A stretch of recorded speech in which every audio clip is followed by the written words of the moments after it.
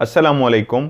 Of camera stories के एक new episode के साथ मैं हूं Mazhar Malik. Thank you so much and love you so much. अब सबके प्यार भरे फीडबैक का, love for all hater for none. मोहब्बतें बांटिए, नफ़रत को ख़त्म कीजिए। सब लोग मुझे कहानियाँ भेजते हैं, उन कहानियों को अपने रंगों में ढाल के, अपने लफ्ज़ों में ढाल के एक समा बांधने की कोशिश करता हूं कि आपको कहानी पसंद है। और आप लोग जब फीडबैक देते हैं, वीडियो को लाइक करते हैं स्पेशली जाके, तो मुझे बहुत ज़्यादा खुशी होती है कि मैंने जो मेहनत की, आप लोगों को कहानी सुनाई, आपने उस वीडियो को लाइक किया, तो इसका मतलब है उस लाइक करने से ही मुझे अंदाज़ा हो जाता है कहानी आपको अच्छी लगी, इसलिए वीडियो को लाइक किया करें। दूसरों की कहानियाँ भी आपको सुनाता हूँ, वहीं पे आप लोगों से ही कहा हुआ है कि एक कहानी अपनी भी सुनाया करूँगा। तो एक आज अपनी कहानी जो आपको सुनाने जा रहा हूँ, लेकिन चाहता था कि फिर भी एक दफ़ा, पहले भी इजाज़त ली थी, दबे लफ्ज़ों में इजाज़त मिली थी, इस दफ़ा खुल के इजाज़त मिल जाए तो फिर मैं आपको कहानी सुनाऊँ। इजाज़त तो मिल गई थी, तो बस कुछ नंबर वाइज जो कहानियाँ थी वो सुनानी थी। तो अब नंबर आ पहुँचा मेरी अपनी कहानी का कि आपके साथ अपनी उस कहानी को शेयर करूं जो मेरी ज़िंदगी के वो अहम वाक़यात जो ना भूलने वाले हैं, उनमें एक मज़ेदार ये वाला वाक़या भी शामिल है। मेरे दोस्त का नाम मैं फ़र्ज़ी रखने जा रहा हूँ। उनकी ख्वाहिश पे उसने कहा चल तू सुना दी मेरी कहानी, लेकिन मेरा नाम फ़र्ज़ी रख ली। उनका हम फ़र्ज़ी नाम याकूब रख लेते हैं। ये मेरा दोस्त भारी भरकम जिस्म का मालिक, खाने का बहुत ज़्यादा शैदाई, सिगरेट बहुत ज़्यादा पीता है, रंग भी ऊपर से काला है, पेट काफ़ी बढ़ा हुआ है, लेकिन जिंदा दिल बंदा।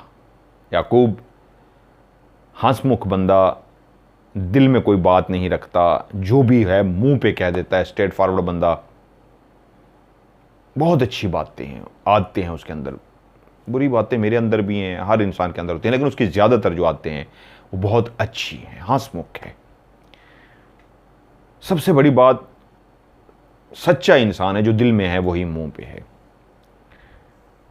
बहुत पुरानी उसके साथ यारी है। जब मैंने राज प्रोग्राम शुरू किया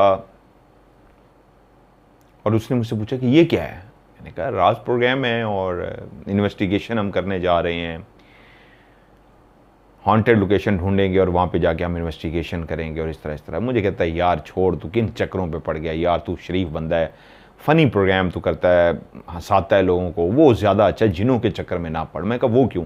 कह रहा यार ये बड़ी अजीब सी मखलूक होती है, मैं तो इनको खैर मानता ही नहीं हूँ कि जिन शिन कोई नहीं होते, ये सब है, में झूठ है, लेकिन फिर भी तू इन चक्करों में ना पड़। मैंने कहा यार तुझे पता है मेरा शौक़ है। कहता है हाँ मैं तेरा बचपन जानता हूँ, तू बड़ा इन पंगों में रहा है, अभी तक इन पंगों में है, तूने बाज तो नहीं आना, लेकिन फिर भी ऐसे खैर माती बातें चलती रहती। प्रोग्राम शुरू हो गया, मैं प्रोग्राम करता रहा, वक्त गुजरता रहा, वो मिल जाता। लेकिन जब भी राज प्रोग्राम पे हमारी बात होती तो मेरे ऊपर हंसना शुरू कर देता। तो मैं कहता क्या हुआ? कह रहा तू अब आमिल बाबा बन गया है भाई, तू जिन बाबा हो गया है भाई। मैं कल गली में जा रहा था तो रास्ते में एक जिन खड़ा हुआ था, मुझे उसने दुआ सलाम की, मैंने कहा हाँ। कह रहा यार मजहर मलिक तो भाई वो तेरे लिए पैगाम भेज रहा था। तो इस तरह का मजाक करता मेरे साथ। जब भी जिनों भूतों की बात होती, राज की प्रोग्राम होती, वो हंसना शुरू हो जाता और कहता है यार अब तो जिन देख, यहाँ बेचारे बैठे होंगे कोई, वो भी डर के भाग गए होंगे। वो डरता नहीं था। क्यों तू उनकी जान लेने पे तुला हुआ? तुझसे तो अब जिन भी डरना शुरू हो गया। वो लो जिन कहते हैं भागो भागो मजहर मलिक आ गया। वो इस तरह की बातें करता और हम सही हंसी मजाक करते, हम भी मुस्कुरा देते उसकी जिनों की बातों पे। जब भी जिनों का टॉपिक होता वो अपना सिगरेट सुलगा लेता और यूं जान के ऐसे गिरा रहा था सिगरेट, कहता हाँ जिन, मुझे आवाज़ आ रही है जिन की, जिन मुझे कुछ कह रहा है, ऐसे वो बातें करता। वक्त गुजरता रहा। मैंने आपको अपने घर की कुछ कहानियाँ पहले भी सुना रखी हैं। एक ऐसा मैंने घर लिया हुआ था जिसके 3 बेडरूम थे। एक कमरा जो था वो मेरी रिहाइश का था, जो सिर्फ़ और सिर्फ मेरे पास उसकी चाबी रहती थी और मैं किसी को वहाँ पे रहने की इजाज़त नहीं देता था, सिवाय मेरी फैमिली के लोग आ जाते थे तो वो रह सकते थे। दोस्त यार भी वहाँ पे नहीं बैठ सकते थे। साथ वाला जो दरमियान वाला एक रूम था वो मैंने इस तरह की सिटिंग बनाई हुई थी कि यार दोस्त वहाँ पे बैठना चाहें, सोना चाहें, लेटना चाहें, एसी चलाएं और सो जाएं। बहुत सारे लोगों के पास उसकी चाबी होती थी। बहुत सारे लोग जब ड्रामा, इसमें फ़ीमेल भी कुछ ऐसी थी ड्रामे की रिकॉर्डिंग कर रही हैं और लेट हो गई, तो मुझसे उन्होंने रिक्वेस्ट की थी कि वो वहाँ पे सो जाए। तो मैंने चाबी दे दी, ठीक है, क्योंकि वो कमरे में कुछ इस तरह का सामान नहीं था तो वो जाके सो जाती थी। तो एक डेरा किस्म का था वो वाला रूम। बहुत सारे लोग वहाँ पे रहते रहे, बहुत सारे वहाँ पे वाक़यात हुए, कुछ आपको सुना भी चुका हूँ। तो ऐसा ही हुआ कि एक हमारी रिकॉर्डिंग थी और ऑफिस में हम सारी तैयारी कर चुके थे,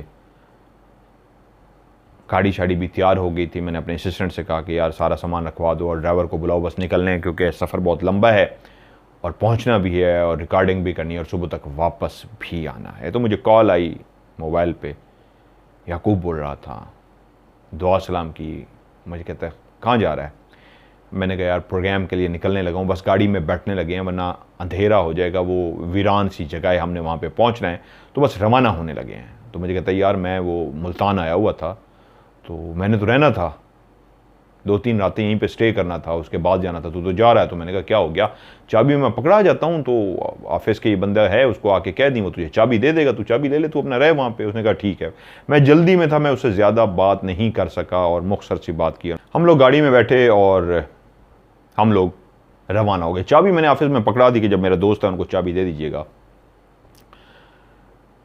हम लोग वहाँ पे पहुँचे, रास्ते में हमने खाना खाया। जिस लोकेशन में हमने पहुंची थी वो भी कोई तकरीबन 2.5 से पौने 3 घंटे का सफ़र था। बीच में हमने खाना भी खाया, लेट हो गए। जिस जगह पे हम पहुंचे उन्होंने हमें वेलकम किया और उन्होंने हमें बताया कि आपके आने से पहले भी हम राब्ता कर रहे हैं, जिस शख्स ने हमें आगे लोकेशन पे लेके जाना था वो जंगल में है और रास्ता उसको मालूम है, उस शख्स से राब्ता नहीं हो पा रहा। क्या हुआ है पता नहीं, उसका मोबाइल ऑफ जा रहा है, उससे राब्ता नहीं हो पा रहा। मैंने कहा यार हमने तो वापस जाना है, आज रात को हमने रिकॉर्डिंग करनी थी और हर सूरत में वापस जाना था। लेकिन उन्होंने कहा सर मजबूरी ये बन गई है कि वही बंदा ही अहम है जो आगे लेके जाएगा, अगर वो नहीं है तो हम कैसे आपको लेके जा सकते हैं। उन्होंने कहा लोकेशन तो और भी हैं, आप कहते हैं तो आपको वहाँ पे प्रोग्राम करा देते हैं, लेकिन मैं बज़िद था कि वो इतनी हॉन्टेड लोकेशन है, मैंने वहीं पे प्रोग्राम करना है, मैंने कहीं और पे प्रोग्राम नहीं करना, क्योंकि जिस तरह मैंने सुन रखा है इतनी खौफनाक है, बंदा वहाँ पे ज़िंदा बच के नहीं आता, तो मुझे वहीं पे ही प्रोग्राम करना है। तो उन्होंने कहा फिर भी सर कोशिश करते हैं। कोशिश होती रही, 11 बज के राब्ता नहीं हो सका। जब जैसे जैसे टाइम बढ़ता जा रहा था मेरे कैमरामैन भी कह रहे थे कि सर अब मुश्किल है कि प्रोग्राम हो सके, तो कहीं और कर लेते हैं। मैंने कहा नहीं यार मज़ा नहीं आएगा, हमने हॉरर ही करना है, उस लोकेशन पे मज़ा आएगा। क्योंकि जितनी खौफनाक लोकेशन होती थी मेरे कैमरामैन की फीलिंग ही लोगों को बता देती थी, उनके चेहरे के एक्सप्रेशन ही बता देते थे। खौफ एक ऐसी चीज़ है, आजकल के जितने भी आप घोस्ट हंटिंग के शोज़ देखेंगे उसमें खौफ किसी पे भी नहीं नजर आएगा, सब बहुत बहादुर है। हम ही हमेशा डरपोक रहे हैं, मैं आज भी डरपोक हूँ, मेरी टीम भी डरपोक रही है। हम लोग जब इस तरह की लोकेशन पे होते थे यकीन मानो जान निकली होती थी हम सबकी। सारे लोग पता है उस राज को क्यों पसंद करते हैं, वो इसलिए कि जेन्युइन लोकेशन पे जब आप जेन्युइन प्रोग्राम करते थे तो जान निकली होती थी, खौफ होता था। अब तो खौफ ही नहीं है, तो क्यों नहीं है आप लोग समझ सकते हैं। मैंने कहा नहीं यार जेन्युइन लोकेशन पे ही करना है। खैर तय ये हुआ कि कल रात को इंशाल्लाह फिर प्रोग्राम करके ही जाएंगे। आज आगे हैं, ऑफिस हमने बता दिया। नेटवर्क का मसला था, मेरे मोबाइल से बात नहीं हो रही थी, कुछ समय चल रही थी कुछ नहीं। फिर रात बैठ के हमने गप्पे मारी और जागते रहे और कोई 2-3 बजे के करीब हम लोग सो गए। सुबह उठे, बड़ा अच्छा सा नाश्ता किया, वो हमें घुमाने फिराने ले गए, काफ़ी जगहों पे लेके गए। बहुत सारे लोग हमारे प्रोग्राम देखते थे, फ़ैन थे, हमसे मिले, बहुत आओ भगत की उन्होंने और उस बंदे का भी राब्ता हो गया।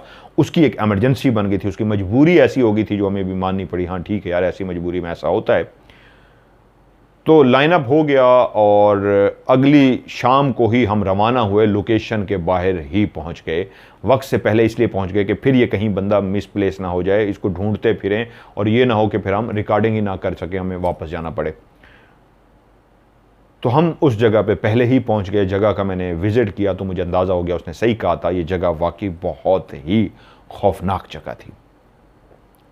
खैर हम उन्होंने उस जगह पे विज़िट करने के बाद बैठ गए कि रात का गहरा सन्नाटा छा जाए तो हम इन्वेस्टिगेशन शुरू करें। और गहरा सन्नाटा छा गया तो उसके बाद हमने अपने कैमरे ऑन किए और रिकॉर्डिंग करनी शुरू कर दी। रिकॉर्डिंग करते रहे, बहुत अच्छा प्रोग्राम रिकॉर्ड किया, बहुत से साइन हमने वहाँ पे रिकॉर्ड किए। सुबह के करीब हमने पैकअप किया, जाने जब होनी शुरू हो गई, वैसे भी हम थक चुके थे, 3-4 घंटे की हमने रिकॉर्डिंग की, पैकअप किया और उसके बाद इरादा यही किया कि फ़ौरन मुल्तान के लिए रवाना होते। तो उन्होंने कहा नहीं इस वक्त जाना ठीक नहीं है,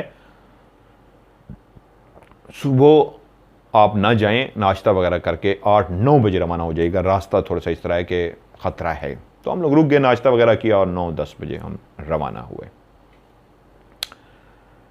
हम लोग रवाना हुए और तकरीबन कोई ये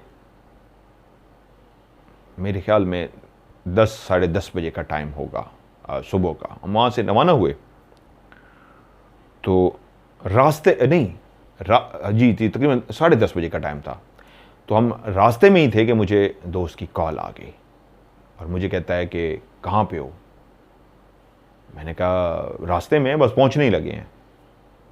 तो मुझे कहता है कि यार वो फैमिली का क्या मसला है, तूने कहा है उनका ख्याल रखना है, वो तो मेरी समझ से बाहर हुआ है। मैं कहा मैं समझा नहीं। कह रहा है वो जो तूने फैमिली का बताया है, अभी भी मैं इसको थोड़ा सा मजेदार करने के लिए ना थोड़ा सा वो रख रहा हूं। मैंने कहा यार मुझे तेरी बात समझ नहीं आ रही, रुक मैं आ रहा हूं।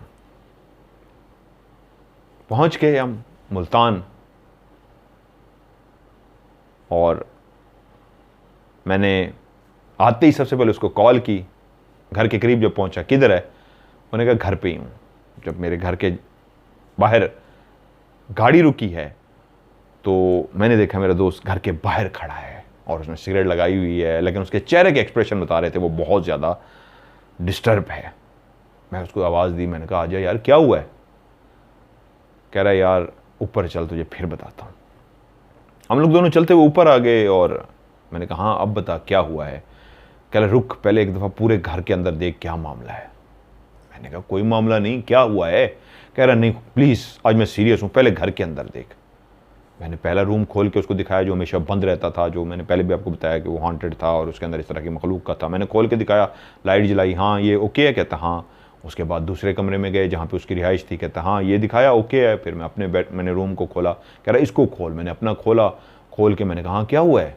उसने देखा, बेड के नीचे झांक के देखा, बाथरूम अटैच जो था उसको खोल के देखा, परेशान हो गया। मैंने कहा क्या हुआ है? उसको मैंने पहली दफ़ा इतना उलझा हुआ और खौफनाक हालत में देखा है कि वो बेड के ऊपर बैठ गया है और सर उसने झुका लिया। वो बहुत अजीब सी टेंशन में था। मुझे लगा कि नहीं हंसने खेलने वाला बंदा आज शदीद टेंशन में है, ज़रूर कोई ऐसी बात हुई है। मैंने कहा याकूब क्या हुआ है, मुझे बता यार क्या हो गया है। उस वक्त उसको ये एहसास नहीं था कि ये मेरा मजाक उड़ाएगा। इस शख्स का मैंने हमेशा मजाक उड़ाया, मेरे ऊपर हमेशा हंसता रहा था, जिनों के टॉपिक पे हंसता था, डरता नहीं था जिनों की ऐसी की तैसी। वो कहता था हाँ हाँ मेरे ऊपर जिन छोड़ दे, ये वो इस तरह का बहुत मजाक करता था। वो जिनों से कतई नहीं डरता था। वो शख्स बहुत डरा हुआ था। मैंने कहा क्या हुआ? उसने मुझे कहानी बतानी शुरू की। कहता है यार जिस दिन मैं अंदर आया हूँ। मैंने कहा बात क्या है? कहते तेरे कोई मेहमान आए हुए थे। मैं कहा क्या मतलब? कह रहा तेरी फैमिली आई हुई थी। मैं कहा नहीं। कह रहा तूने मुझे फ़ोन पे कहा था कि फैमिली आई हुई है, तूने उनका ख्याल रखना है, कुछ भी लेके देना हो या ला के देना हो तो करी। मैंने कहा मेरा तो नेटवर्क का मसला था, मेरी तो तेरी बात नहीं हुई। कह रहा यार मज़र तुझे खुदा का वास्ता है, मुझे कसमें दे कहता है झूठ ना बोली। मैंने कहा यार मैं क्यों झूठ बोलूँगा? कह रहा ना कर, मेरा दिल को कुछ हो जाएगा। मैंने कसम उठा ली। मैंने कहा यार मैंने नहीं कुछ किया, मैं कैमरा मैन से बात कराता हूँ, वहाँ पे नेटवर्क का मसला था, तेरी मेरी बात नहीं हुई। कह रहा कल तूने इसलिए वजह मुझसे बात नहीं की। मैं कहा नहीं, मैं तो आज जब वहाँ से रवाना हो रहा था वापसी में था, तेरी मेरी बात हुई है, क्योंकि वहाँ पे नेटवर्क का मसला था, बात ही नहीं हो सकी। बात क्या है? फिर उसने मुझे कहानी सुनाई कि जब मैं घर के अंदर दाखिल हुआ तो एक लड़की आपके बेडरूम के अंदर दाखिल हुई और मैं समझ गया कि आपकी फैमिली आई हुई है। मैंने सर झुका लिया कि उसके घर वाले आए होंगे। मैं अपना वही वाला कमरा खोला और जहाँ पे मैं अक्सर आके रहता था, कमरा खोला और मैं अंदर गया। मैंने अपना बैग शेयर रखा, कुछ देर बैठ गया। थोड़ी देर के बाद बाहर निकला तो जिस तरह मेरी एक आदत है, सिगरेट मैं रूम में भी पी लेता हूँ, बाहर निकला कि ऐसे ज़रा कुछ खाने पीने के लिए लेके आता हूँ। जैसे निकला तो मैं बाहर निकला ही हूँ तो पीछे से किसी ने कहा बात सुने।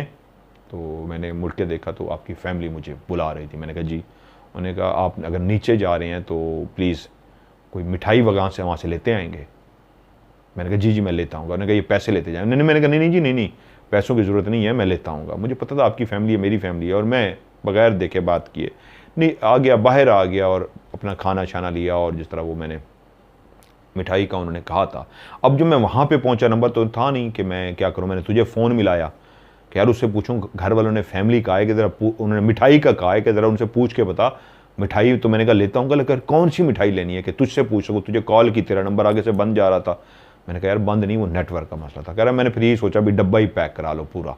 तो मैंने उनको कहा यार मिक्स एक मिठाई का 1 kg का डब्बा दे दो। उन्होंने दे दिया। मैंने खाना शाना खाया, मैं गया और जब ऊपर गया ऊपर कह रहा हूँ, कमरे में गया तो मैंने दरवाज़ा नॉक किया तो उन्होंने दरवाज़ा खोला, हाथ आगे कर दिया, मैंने डब्बा उनको पकड़ा दिया। उसके बाद मैं सीधा कमरे में अपना गया, दरवाज़ा बंद किया और लैपटॉप खोल के मैं अपना काम करने में मसरूफ़ हो गया। मैं काम करता रहा।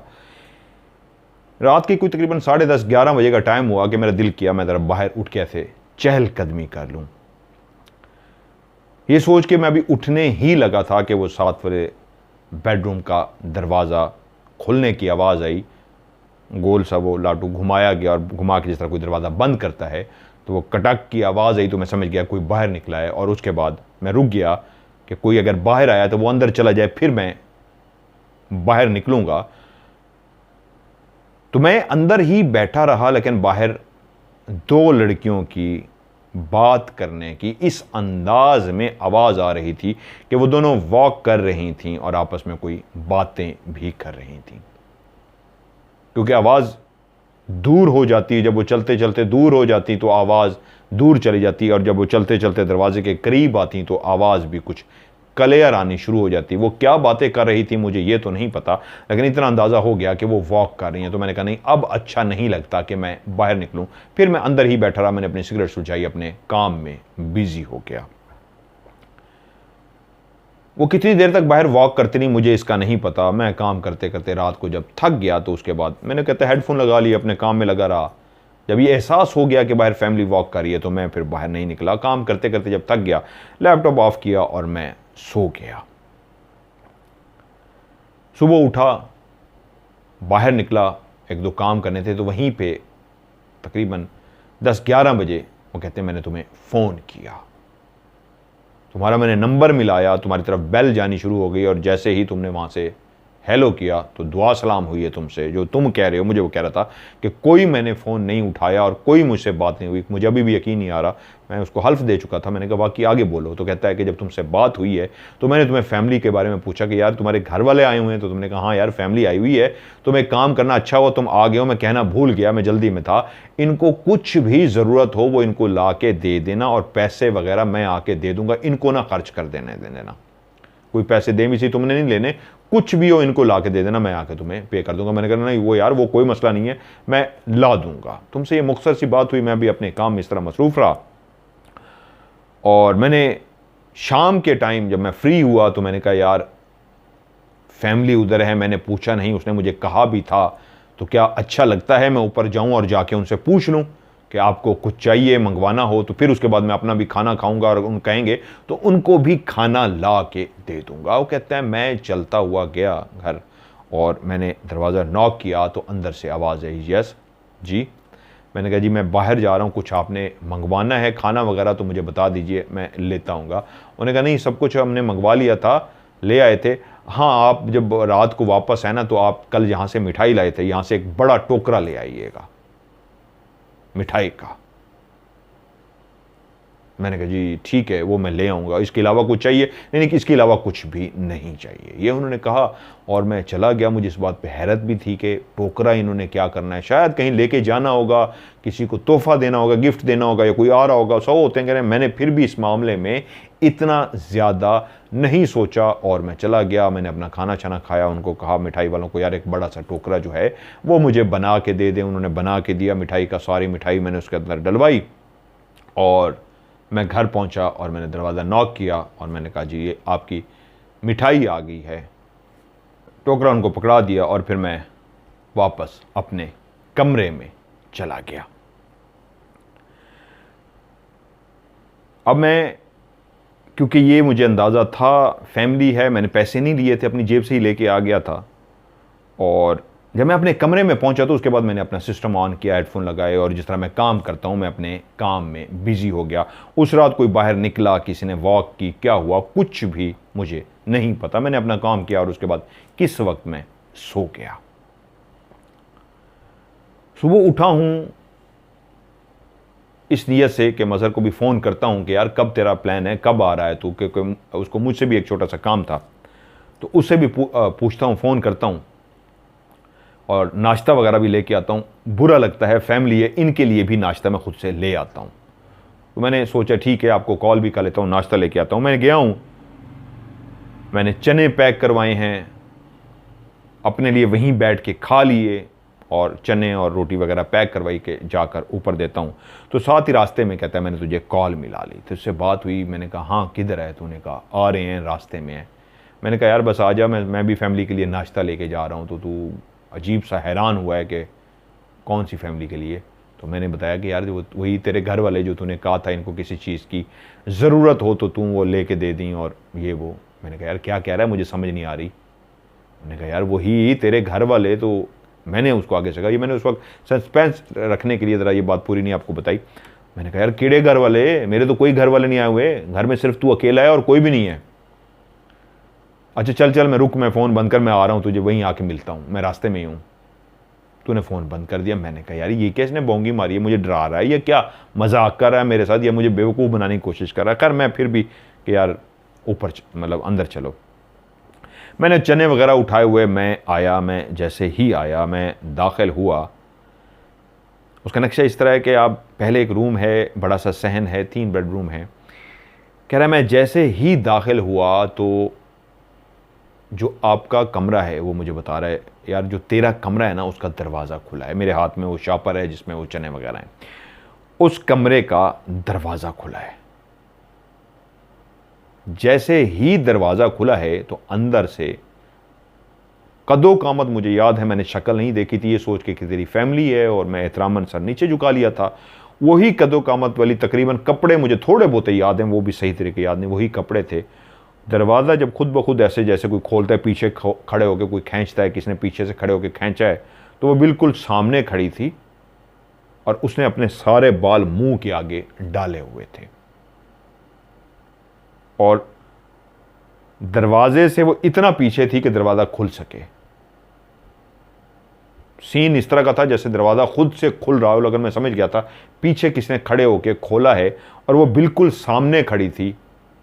बाल उसने सारे मुंह पे डाले हुए थे और उसके बाद वो चली इस तरह है कि उसने पाँव उठाए नहीं है, जैसे कोई पाँव ऐसा ऐसा पाँव से यूं यूं करके चलता है ना, पाँव घसीट घसीट के हल्का हल्का, ऐसे लगे कि आप उड़ रहे हो, आप उड़ नहीं रहे होते, आप पाँव ज़मीन पे ही होते हैं, लेकिन ऐसे पाँव हल्के हल्के घसीट रहे होते हैं कि पता न लगे। डांस भी है इस तरह के, माइकल जैक्सन के बहुत सारे लोग वो पाँव यूं यूं हिलाते हुए जाते हैं। तो वो कह रही है ऐसे पाँव सीधे सीधे हिलाती हुई ना आहिस्ता आहिस्ता वो आगे की तरफ आ रही है और मैं हैरान हो रहा हूँ कि ये क्या हो रहा है। मेरे जहन में वो बात थी कि मदर मलिक कह रहा है कि जी घर पे कोई नहीं है, वो मुझे बेवकूफ़ बना रहा है और ऊपर से मंजर सारा इन्होंने तैयार कर रखा है। क्योंकि मैं हमेशा मजाक उड़ाता था, हमेशा डरता नहीं था, ना कभी ज़िंदगी में डर लगा था, मैं हमेशा तंज ही करता था, मजाक करता था। जब वो लड़की इस तरह करते हुए आगे आई है तो उसके मैंने हाथ देखे, उसके नाखून बड़े बड़े से थे, दोनों हाथों के इतने बड़े बड़े, तकरीबन 2.5 से 3 इंच के बड़े बड़े उसके नाखून थे। मेरे फ़ौरन चेहरे पे मुस्कुराहट आ गई कि लो जी मैंने ना गेम होने लगी है, मुझे बेवकूफ़ बनाने की एक ट्राई हो रही है। क्लियर पता लगा रहा है कि हाथों के नाखून नकली हैं और बड़े बड़े लगा दिए गए हैं और लड़की ने मुंह पे बाल डाल दिए कि इससे मैं डर जाऊंगा। तो मैं वहाँ पे जहाँ पे था वहाँ पे खड़ा होकर रुक गया और मुस्कुराता रहा कि अगर अंदर से ये मुझे देख रही है, इसने मुंह पे तो बाल डाले हुए हैं, तो इसको पता लग जाए कि यार मैं बेवकूफ़ बनने वालों में से नहीं हूँ। मैं खड़ा होकर मुस्कुराता रहा, मेरे हाथ में वो शापर, और वो भी वहाँ पे खड़ी हो गई। तो मैं मुस्कुराता रहा और मैंने कहा जी मैं तो आपके लिए नाश्ता लेके आया था कि मज़र मेरा यार है, उसकी आप फैमिली हैं और आप मुझे इस तरह डराने की कोशिश कर रही है। मैं उन लोगों में से नहीं हूँ जो बेवकूफ़ बन जाए, मुझे पता है सारा, आपको मैं बेइंतहा एहतराम करता हूँ। उसने कुछ इस तरह के कलमात बोले जो एक फ़ैमिली के लिए बोले जाते हैं कि आप ये ना करें, मुझे ना डराएं, मैं डरने वालों में से नहीं हूँ, आपकी मेहरबानी है, ये चीज़ें मुझसे ले लें और आप ये रख लें, बाकी ठीक है मैं डर गया हूँ। मतलब वो हंस भी रहा और कहता हाँ हाँ ठीक है मैं डर गया हूँ, तुम्हारी मेहरबानी, आप बस कर लें। कुछ देर इंतज़ार किया कि आगे से क्या रिप्लाई आता है, आगे से क्या जवाब आता है, और कुछ भी जवाब का ना आया तो कह रहा है, फिर मैंने कहा जी मैं आपसे मुखातिब हूँ, छोड़ दें, बहुत हो गया मजाक है, मुझे समझ लग गई कि हाँ ठीक है आपने मुझे डरा दिया, मैं डर गया, ये नाश्ता लेके आऊँ आपके लिए, ये नाश्ता ले लें मुझसे। क्योंकि अब कह रहा है अब मुझे बड़ा अजीब सा लग रहा कि एक मजाक की लिमिट होती है, जब बंदा नहीं डर रहा, उसको पता लग गया कि आप उसको बेवकूफ़ नहीं बना सकते तो छोड़ देना चाहिए आगे से। फिर वो उसी तरह खड़ी हुई, हाथ उसके नाखून बड़े हैं और उसके बाल आगे हैं। अब मुझे दूसरी दफ़ा भी कह दिया तो मुझे समझ ना आए याकूब कह कि यार अब मैं किस तरह इनको समझाऊं कि मैं बुरा लग रहा है, मेरी फैमिली ना होती तो मैं 2 गालियां भी निकालता और बुरा भी करता कि यार बस बहुत हो गया, बड़े आए तो मुझे डराने वाले। तो मैंने कहा तीसरी दफ़ा फिर मैंने कहा देखें जी मेरी एक लिमिट है, मैं इतना ही कह सकता हूँ, यहीं ज़मीन पर रख दूँ, आपको बुरा लग रहा है तो नहीं तो किचन में रख देता हूँ, आप ये ले लें, ये छोड़ दें, मुझे पता लग गया बच्चों वाले काम है, ये किसी बच्चों को डराए। अब उसको गुस्सा आ रहा था, कह रहा है मुझे एक किस्म का गुस्सा आ गया। मैंने कहा जी ये बच्चों वाले काम है, आप किसी बच्चों को डराइएगा, मेहरबानी ये पकड़ लें, ठीक, नहीं तो मैं तो अपने काम को जाऊँगा। कह रहा मैंने जब तीसरी दफ़ा ये कहा ना, क्लियर कह दिया कि मैं डरने वालों में से नहीं हूँ, पकड़ना है पकड़े, तो मैं तो काम पे जाऊँ। तो मेरे पीछे ना कंधे पे किसी ने ऐसे टच किया, जैसे कोई बुलाता है आपको पीछे। और मैंने जैसे पीछे मुड़ के देखा तो सेम वही लड़की जो सामने खड़ी थी, उसी तरह के ही हुलिये में एक बाल लटकाए हुए लड़की मेरे बिल्कुल पीछे, तकरीबन 2.5 फुट के फासले पे खड़ी थी। और उसने हाथ यूं करके पीछे हो गई थी, झुक के उसने आगे मेरा हाथ यूं किया था और पीछे हट गई, यानी एक बाजू के फासले जितना उसका मेरे पीछे फासला था। टच किया, उसी तरह उसने बाल लटकाए हुए, और मैंने उसको जब मुड़ के देखा, वही कपड़े, वही उसी तरह बाल लटकाए हुए और उसी तरीके उसके नाखून थे। जैसे ही उसको मैंने देखा, उस वक्त मेरी दिल की थोड़ी सी धड़कन तेज हुई कि ये क्या मामला है। मैंने सामने देखा तो सामने भी मौजूद थी, पीछे देखा तो वो पीछे भी खड़ी है। एकदम से मुझे लगा कि मुझे जो बेवकूफ़ बनाया जाए, क्योंकि मैंने वो, मुझे बात याद थी कि रात को 2 लड़कियां थी जो बाहर वॉक कर रही थी, जिनकी मुझे बोलने की आवाज़ भी आ रही थी। इसका मतलब है दोनों ने ही प्लान कर लिया था, एक ने आगे से आके डराया, एक ने दूसरे से कमरे से निकल के, क्योंकि उधर भी एक दरवाज़ा था कमरे का, उधर से निकल के वो मुझे डरा रही थी। तो मैंने उसको पीछे मुड़ के देखा, मैंने कहा अब मुझे हाथ लगाया ना, मैं थप्पड़ भी मारूंगा। मैं गुस्से में आ गया, अभी भी मैं कह रहा मैं ट्रीट कर रहा हूँ फैमिली की तरह। थप्पड़ से मुराद मतलब ये था जिस तरह अपनी बहनों को कहते हैं कि बस बहुत हो गया, अब ज़्यादा ड्रामेबाजी की तो एक कान के नीचे लगाऊंगा, उस अंदाज में कहता है। मैंने कहा कि बस बहुत हो गया, अब मेरे साथ किया ना, मैं एक लगाऊंगा।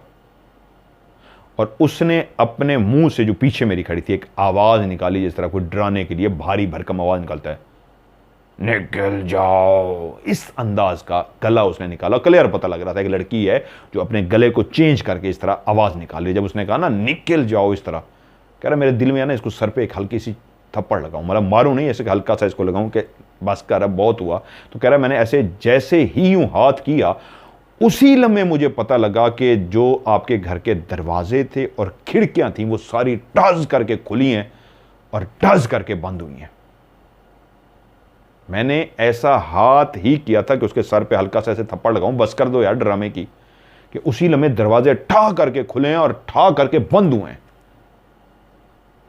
तकरीबन 2-3 खिड़कियां और 2-3 दरवाजे जब इकट्ठे ऐसे खुले हैं तेजी से और क्वालिटी से बंद हुए हैं, कहते उस वक्त मेरा थोड़ा सा दिमाग काम नहीं किया, मैं भाग पड़ा हूं, मैं बाहर निकल गया हूं।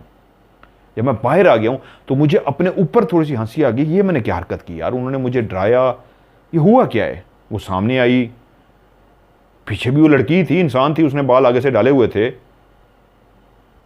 उसने भी आगे से बाल डाले हुए थे, नकली नाखून उन्होंने लंबे लंबे लगाए हुए थे, उसने मुझे पीछे से ही लाया है। तो मैं ऐसे करने लगा हूँ, दरवाजे ही तो खोले हैं और दरवाजे बंद हुए, ये भी कोई शरारत कर सकता है, फैमिली आई हुई है पूरी। तो मैं इतना बुज़दिल हो गया हूँ, ये बताएंगी मजहर को ये बात कि हमने उसको इस तरह डराया था और दरवाजे खुलने पर तेरा दोस्त भाग गया था, तो यार ये तो मेरा तमाशा बन जाएगा। ओए होए, ये मैंने क्या किया, कहता मुझे गिल्टी फील हो, मैंने भाई गलती कर दी है भी, मेरा तो। अगर उन्होंने हंस के मुझे कहना तू बड़ा बहादुर, तेरे साथ इतना मजाक किया और तू ये कह रहा, मैंने फैसला किया मैं दोबारा अंदर जाऊंगा और अब जाके डरना नहीं है, चाहे मुझे जितना भी डरा लेना, अब मैंने कोई नहीं डरना। मैंने कहना जी करो जो भी करना है, खोलो दरवाजे जो भी करो। उस वक्त कहता है एक हया भी थी, घर ही है, फैमिली है, डरा रही है, मैं ज़्यादा वो फ्री नहीं हो सकता था और मजाक वाली सिस्टर समझ के सर पे ऐसे थप्पड़ लगाने लगा था, मार वाला नहीं, ऐसे जिस तरह प्यार से ऐसे यूं करते हैं। तो फिर मैंने कह रहा दोबारा अंदर दाखिल हुआ कि यार अब बहुत मजाक हुआ, अब मैं नहीं लगा। मैं आया, मैं जैसे ही दाखिल हुआ, मैं कहा हाँ जी किधर हो, करो अब जो भी खिड़कियां दरवाजे खोलने हैं ज़ोर ज़ोर से खोलो, जो भी आंधी तूफान लाना है करो, मैं आ गया हूँ, बड़े तुम आगे करो आओ। कहता मैं बोलता हूँ आया हूँ तो आपके कमरे का दरवाज़ा खुला हुआ था। मैं गया हूँ, दरवाजे के बाद मुँह मैंने साइड पर रखा, दरवाज़ा यूँ नॉक किया, मुँह दूसरी साइड पर, सिस्टर बाहर आओ, करो जो करना है ना, मैं खड़ा हूँ, चलो ठक ठक ठक ठक आओ ना बाहर आओ। अब मैं कहीं जा रहा हूँ, अंदर से कोई जवाब नहीं आ रहा, आओ ना बाहर आओ, कोई नहीं आ रहा। तो फिर मैंने अंदर घूम के देखा कि क्यों नहीं जवाब दे रहे, अंदर देखा तो अंदर कोई भी नहीं। तो मैंने आवाज़ दी, सिस्टर किधर हो, आओ ना सिस्टर आओ आओ, मैं डरने वालों में से नहीं हूँ, आओ जो भी है मुझे ज़रा डराओ, मुझे भी पता लगे क्या है। देखा कोई भी जवाब नहीं दे रहा, तो मुझे अब समझना है कि मैं देखूँ कमरा क्यों खुला पड़ा है, कहाँ है ये, अब छुप तो नहीं गए। तो मैं फिर कमरे में डरते डरते अंदर दाखिल हुआ। उस वक्त तक भी मुझे ये था कि मजाक बहुत हो गया और मैं अब डरने वालों में से नहीं हूँ। इन्होंने चंगा मुझे बेवकूफ़ बना लिया और मैं बन भी गया हूँ, लेकिन अब भी मैं इनको जतला देता हूँ कि तुमने डराया, लेकिन मैं फिर आ गया हूँ वापस। कह रहा है मैं अंदर कमरे में आ गया और आवाज़ें दे रहा हूँ, देख रहा हूँ अंदर कमरे में खामोशी है, बाथरूम का दरवाज़ा भी खुला हुआ है। बाथरूम में कौन है? बाथरूम में कोई है? मेरी बात सुने, बाथरूम में कोई आवाज़ें देना शुरू हो गया, बाथरूम से भी कोई आवाज़ नहीं। बाथरूम में झांका, बाथरूम में भी कोई नहीं है। कह रहा किधर गए? मैं कह रहा दूसरे कमरे में आ गया जहाँ पे मैं ठहरा हुआ था, वो भी देख लिया, वॉशरूम देख लिया, यहाँ तक कि तीसरा कमरा भी खोल लिया, वहाँ पे भी कोई नहीं। तो अब मैं परेशान हूँ, ये कहाँ छुप गए? मैं नीचे ही उतरा हूँ, नीचे उतरने के बाद ऊपर आया हूँ और अब ये कहाँ छुप गए? अभी अब तो मैं पक्का बेवकूफ़ बन गया हूँ। ये क्या मेरे साथ इन्होंने मजाक किया है? वो दोस्त की कहानी आपको एक आगे भी सुनाऊंगा, वो इस तरह के मजाक करता था। हैरान वो इसलिए नहीं हो रहा था, वो बहुत इस तरह के मजाक करता था और उसको भी उम्मीद थी कि मेरे साथ भी कभी ना कभी इस तरह के मजाक करेंगे, और करते भी थे। उसको यही लगा था कि मैं भी इस तरह का मजाहिया बंदा हूं, मजाक करता हूं, तो आज मेरे साथ भी हो रहा है, तो इसलिए डरा हुआ नहीं था। सारा घर छान मारा कि ये कहां चले गए, अब चोरी पकड़ो इनकी, इनका मजाक तोड़ के रहूंगा कि इनको बताऊं सही बेटा मैंने तुम्हें पकड़ लिया है। और वहीं पे वो खड़े होकर जोर जोर कर अब आओ ना सामने, भूतनिया बन के आओ ना। उनको इस तरह कर रहा है और इस तरह गुस्सा दिलाने वाली बातें कर रहा है, बदतमीजी नहीं, इज्जत के दायरे में, प्यार के दायरे में, एहतराम से, जिस तरह फैमिली को करते हैं, शरारत करते हैं, उस तरह शरारत कर रहा है। तो कह रहा है मैं खड़ा हुआ हूँ। मैंने कहा मैंने पकड़ लिया ना ड्रामा, जो डराना था, आ जाओ ना, जिन भूत किधर गए हैं, ओ जिनो भूतो आओ ना, ज़रा मुझे भी तो पता लगे। कहता मैं इस तरह की आवाज़ें दे रहा था कि पहला थप्पड़ जो मुझे पड़ा है वो मुझे सर में पड़ा है। जब मुझे सर में थप्पड़ पड़ा है तो उस वक्त मुझे एकदम गुस्सा आया, ये किसने बदतमीजी कर दी, मुझे थप्पड़ मारा है। मैं पीछे मुड़ा हूं कि ये कौन है पीछे, देखा पीछे कोई भी नहीं है। और जब मैंने जो देखा पीछे कोई नहीं है तो उसी वक्त दोबारा मेरे सर पे थप्पड़ पड़ा है। और जब दोबारा थप्पड़ पड़ा है तो मेरे 14 तबक इसलिए रोशन हो गया कि दिल की धड़कन तेज होगी कि कोई नहीं है, थप्पड़ कहां से आ रहा है। और उसके बाद कह रहा है बकायदा इस गाल पे थप्पड़ पड़ा है, फिर इस गाल पे थप्पड़ पड़ा है, और सबसे बुरा जो थप्पड़ पड़ा है वो मुझे कमर पे पड़ा है। वो इतने जोर से मारा गया है, इतने जोर से मारा गया है। कह रहा है पहले सर में पड़ा, मैं पीछे घूमा हूं, फिर सर में पड़ा, फिर उसके बाद अभी मैं देख ही रहा था, संभलने का मौका ही नहीं मिला, बरसात हो गई, फिर इधर थप्पड़ पड़ा, दूसरी गाल पे थप्पड़ पड़ा, और मैं बौखला गया कि ये क्या हो रहा है। और मैं परेशान से होकर पागल हुआ कि ये हो क्या रहा है मेरे साथ, कि एकदम से इतने जोर से मुझे कमर में थप्पड़ मारा गया कि फिर मेरी जान निकल गई। कह रहा है वो जैसे ही मुझे थप्पड़ पड़ा है मैं गिर गया हूं उस थप्पड़ की वजह से ज़मीन पे, इतने जोर से मारा गया है मैं ज़मीन पे गिर गया हूं। जब मैं ज़मीन पे गिरा हूं तो उसी वक्त भी मैंने पीछे मुड़ के देखा कोई है थप्पड़ मारने वाला, तो कोई भी नहीं था। ये रात का अंधेरा नहीं, ये दिन की रोशनी थी। और उसके बाद जब मैंने देखा जोर से वो पड़ा है, मैं उठा हूं और फिर नहीं मुझे पता मैं कौन हूं, मैं कहां हूं। मैंने दौड़ना शुरू कर दिया। पीछे हंसी की क्लियर आवाज आ रही थी, जैसे कोई जोर जोर से मेरे ऊपर हंस रहा हो, और एक नहीं कई हो हंसने वाले, जिसमें ज्यादा मर्दों की आवाज थी, बच्चों की आवाज थी, औरतों की आवाज कम थी। इक्का दुक्का हो ज्यादा मर्दों और बच्चों की हंसने की आवाज थी। हंस रहे थे मेरे ऊपर। मैं भागता हुआ नीचे आया हूं, और जिस तरह मैं निकला हूं तो परेशान हो गया हूं कि ये लोग मुझे देखेंगे, क्या होगा। मैं काफ़ी देर मेरे हवास कंट्रोल में नहीं रहे, मैं हाँफता रहा हूं, परेशान रहा हूं, इधर उधर देखता रहा हूं कि ये क्या है। मैं नॉर्मल नहीं हो सका, क्या वाकई मेरा ख्वाब था या मेरे साथ क्या हुआ है। मैं कोई ख्वाब देख रहा हूं, मैं किस सिचुएशन में गया हूं। कह रहा है यार तुझे पता है मेरी फील्ड क्या है, मैं एक टेक्निकल बंदा हूँ, IT फील्ड का बंदा हूँ, मैं इन चीज़ों को मानने वाला नहीं हूँ, डरने वाला नहीं हूँ, लेकिन मुझे थप्पड़ पड़े हैं यार। और वो अजीब सी बैठे बातें कर रहा और कह रहा है यार मुझे नहीं पता ये क्या हुआ है, मेरे साथ हुआ है नहीं हुआ, तू बता, खुदा का वास्ता है, तूने फ़ोन नहीं किया था, तेरी फैमिली नहीं थी। मैंने कहा यार नहीं। कह रहा है यार बहुत ज़ोर का, मुझे अभी भी जलन हो रही है कमर पे जितना थप्पड़ पड़ा था। मैंने कहा दिखा कहाँ पे हो रही है। मैंने उसकी शर्ट उठाई और जब देखा, खुदा गवाह है, इतना बुरा एक हाथ छपा हुआ था उसके कमर पे, इतना बुरे तरीके से छपा हुआ था कि मैं भी डर गया। ऐसे लगता था इतने जोर से उसको मारा है कि जिस तरह छाले नहीं बन जाते, छाले तो नहीं थे, इतना शदीद रेड हुआ था, उसको जलन हो रही थी। और मैंने कहा अगर मैं इसको तस्वीर खींच के दिखाता हूं ये रातों को सो नहीं सकेगा, साइकोलॉजिकली डर जाएगा बहुत ज़्यादा। मैंने कहा यार ये हो जाता है, तुझे लग गया, इसको छोड़। फिर मैंने उसको ये कवर किया कि किसी और को भी दिखाएगा, कोई इसको तस्वीर बना के दिखा दिया तो ये बहुत डर जाएगा। मैंने फिर उसको साइकोलॉजिकली कवर किया। मैंने कहा यार ये ना दिखाएं किसी को, हो जाता है, तुझे पड़ गया ना, थप्पड़ पड़ते रहते हैं, छोड़ दे, ये हो जाता है। असल में तू मजाक बहुत उड़ाता है ना यार, ना उड़ाया कर इन चीज़ों का मजाक, तुझे कई दफ़ा कहा है। मैं उसको फिर प्यार से समझाना शुरू हो गया, ये नहीं उसका मजाक उड़ाया, इस वक्त उसको मजाक की नहीं, इस वक्त उसको प्यार की जरूरत थी। वो बहुत डिस्टर्ब था, बहुत डिस्टर्ब था, मुझे खुदा जानता है उस पर तरस आ रहा था, वो रोने वाला हो गया था, बहुत बहादुर बंदा, अट्टा कट्टा जवान, रोने वाला था। मैंने उसको गले लगाया, मैंने कहा यार हो जाता है ज़िंदगी में, छोड़ इसको, दिल पे ना ले यार। फिर मैंने उसको कवर किया, काफ़ी हद तक मुझे घंटा 1.5 घंटा लगा मुझे उसको कवर करते हुए, नहीं हो रहा था कवर। फिर मैंने कहा तू रो ले, उसको गले लगाया, वो रोया, उसने भड़ास मार कर कहा मुझे बहुत मारा है यार, बहुत मारा है। मैंने कहा कुछ बात नहीं, मेरे ख्याल में उसको नॉर्मल किया, जब काफ़ी नॉर्मल हो गया मैंने कहा यार ये भी ज़िंदगी का हिस्सा है, मखलूक है, अल्लाह की मखलूक है, बहुत सारी जगहों पे है, शरारत भी करती है, तूने देखा कैसी थी वो। खैर उस वक्त तो मैंने उससे नहीं पूछा, खैर काफ़ी जब वो नॉर्मल हो गया, ठीक हो गया, फिर मैंने उसको 2 दिन रोका अपने घर में, ताकि इसको मज़ीद नॉर्मल करूँ, ये डिस्टर्ब होकर ना जाए, रातों को सो नहीं सकेगा। फिर मैं उसके साथ रहता, ज़्यादा टाइम उसके साथ गुजारा, ऑफिस भी उसको ले गया, एडिटिंग हमने इकट्ठे बैठ के की, इधर उसको नहीं जाने दिया, खाना बैठ के खाते, गपशप करते, 2 रातों में बिल्कुल काफ़ी हद तक नॉर्मल हो गया। उसके बाद जब वो जाने लगा तो मुझे कहता है यार मैं जा तो रहा हूँ, तुझसे एक रिक्वेस्ट है। मैंने कहा क्या? यार मेरा मजाक ना उड़ाई इस बात पे। कह रहा है मैं मर जाऊँगा, तूने मेरा इस बात पे मजाक उड़ाया ना, मैं तेरा सामना नहीं कर सकूँगा।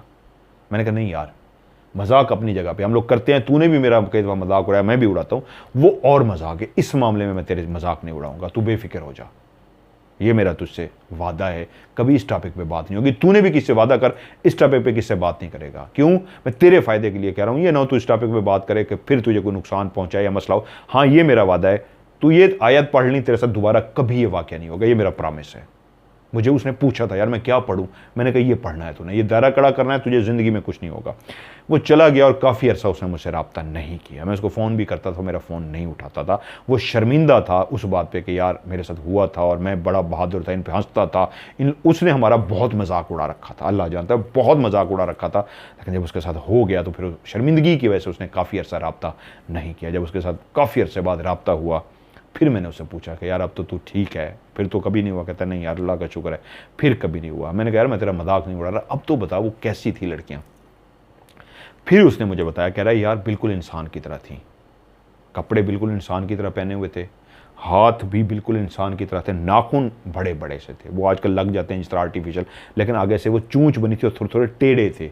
मैं यही समझा कि वो नकली हाथ हैं, नकली नाखून हैं, लेकिन वो शायद नकली नहीं थे। उस वक्त तक भी मेरे दिमाग में नहीं था ये कोई मखलूक है और मुझे इस तरह डरा रही है। मैं फैमिली समझ के मजाक समझ रहा था, तेरी भी कॉल ये थी कोई फैमिली नहीं है। मैंने कहा मिल के ये मेरा चेज़ा लगा रहे हैं और मुझे डरा रहे हैं, मुझे बेवकूफ़ बना रहे हैं। उसके हाथ लंबे लंबे थे, बाल उसने मुंह पे डाले हुए थे, मैंने उसके बाल नहीं देखे, सिर्फ हाथों के नाखून देखे थे, उसके बाल देखे थे। और जिस वक्त वो दरवाज़ा खुद से खुला था उस वक्त भी मैं यही समझा था पीछे से किसने दरवाज़ा खोला है। और जब वो चली थी उसने पाँव उठाए नहीं थे, ऐसे थोड़े थोड़े आहिस्ता आहिस्ता पाँव घिसाते हुए आगे की तरफ आई थी। और जो पीछे जिसने मुझे ऐसे टच किया था और मैंने मुड़ के देखा था, वो भी सेम उसी तरह की थी, बिल्कुल वही बाल, वही कपड़े, बगैर जूती, कोई दोनों में फ़र्क नहीं था। मैं दोनों को ही यही समझा कि कोई इंसान मुझे फैमिली है जो मुझे डरा रही है। एक रेस्पेक्ट भी थी और मैं जो सर पे भी थप्पड़ लगाने लगा था वो प्यार से, जिस तरह बहनों को एक मजाक में करते हैं वो करने लगा था। लेकिन जब मैं और भाग के नीचे चला, मतलब बाहर चला गया हूँ, जब मैं बाहर गया हूँ तो दरवाजे के सामने ही रहा हूँ, निकलने का यही एक दरवाज़ा है और तो कोई रास्ता है ही नहीं, कहीं से भी नहीं निकल सकते, कोई भी बाहर नहीं निकला।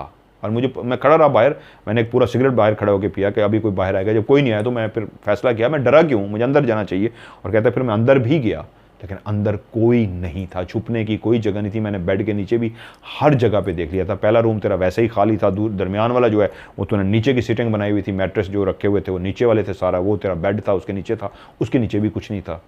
लेकिन जब मुझे थप्पड़ पड़े और पीछे वाला पड़ा था, कह रहा तूने मुझे नहीं बताया था, तूने लेकिन मुझे कवर बहुत कर लिया था, नॉर्मल कर दिया था, मैंने उस थप्पड़ को किसी को दिखाया नहीं था। कैसा था यार वो? फिर जब वो नॉर्मल हुआ मैंने कहा बहुत बुरा था, तुझे किसी को दिखाया? कहता नहीं, जलन बहुत अरसा तक होती रही।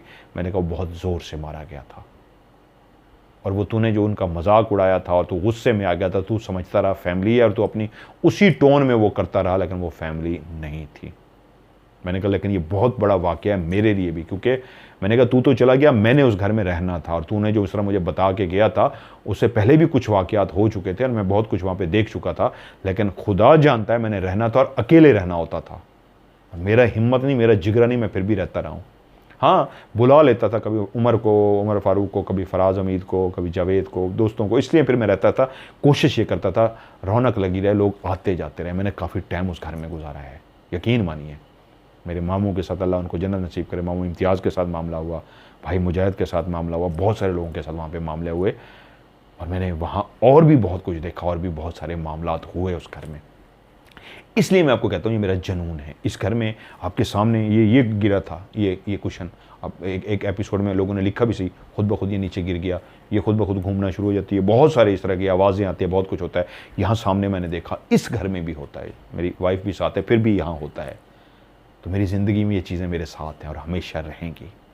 और बहुत सारी वाक़यात हैं जो इंशाल्लाह आपके साथ शेयर करने हैं, वो आगे आपके साथ शेयर करूँगा। आज कहानी को यहीं पे ख़त्म करता हूँ।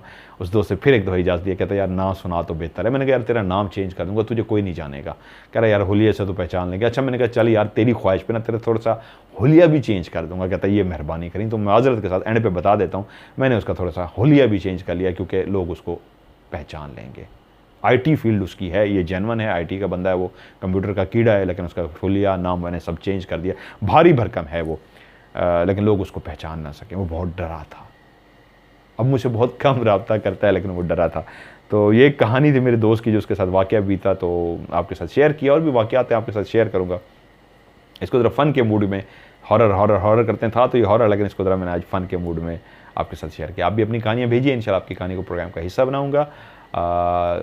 लिख के भेजें या वॉइस मैसेज रिकॉर्ड करके भेजें। तो आखिरी लफ्ज़ आपने OCS या स्टोरी इंग्लिश में या उर्दू में ज़रूर लिखना, और इसको भेजना है। मेरा व्हाट्सअप का नंबर है 0092, पाकिस्तान का कोड है 313665550। मैं रिपीट करता हूँ 0092 313665550। और पाकिस्तान से आप लोग डायरेक्ट यही नंबर मिलाएंगे 0313665550। आज की OCS से मज़हर मलिक को दीजिए इजाज़त। अपना ढेर सारा ख्याल रखिएगा। खुदा हाफ़िज़।